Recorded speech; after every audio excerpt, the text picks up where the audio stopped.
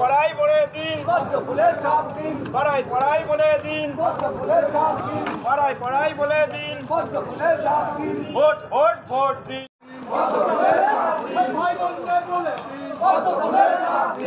মানুষের তো অনেক বেশি ভালো সাড়া পাচ্ছি, এই কারণেই যে মানুষ এতদিন যাবৎ, অর্থাৎ আমাদের কেন্দ্রের মাননীয় প্রধানমন্ত্রীজি যে সরকার, সেই সরকার আসার আগে এই ব্যাপক যে এই ডেভেলপমেন্ট পায়নি, যে কারণে মানুষ এই গত 10 বছরে যে ডেভেলপমেন্ট পেয়েছে বা পাচ্ছে, সেই ডেভেলপমেন্ট মানে সব দিক থেকে সেটা মানুষ অ্যাকসেপ্ট করেছে এবং অ্যাকসেপ্ট করার জন্যই ঘর থেকে মায়েরা বোনেরা বেরিয়ে আসছেন, বেরিয়ে এসে আমাদের র্যালিকে স্বাগতম জানাচ্ছেন।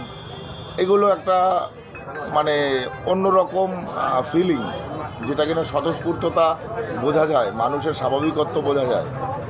তো সেটা দেখে আমরা খুশি যে মানুষের স্বতঃস্ফূর্ততা অনেক ঊর্ধ্বে, অনেক তুঙ্গে।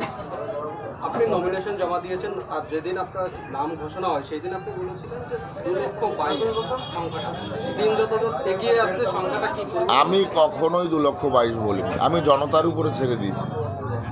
আমাকে সাধারণ মানুষ যে ভোটে যেতে হবে আমি সে ভোটেই খুশি।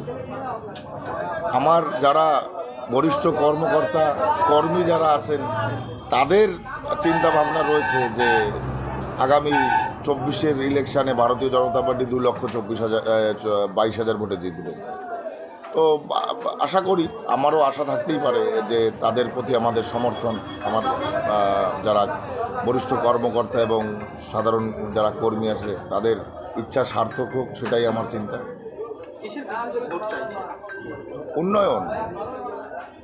উন্নয়ন গত 65 বছরে যা হয়নি, গত 10 বছরে, গত 5 বছরে সে কাজ এই লোকসভাতে হয়েছে। আগামীতে আরও কাজ হবে, যে উন্নয়নগুলো বাকি আছে সেগুলো আগামীতে করব।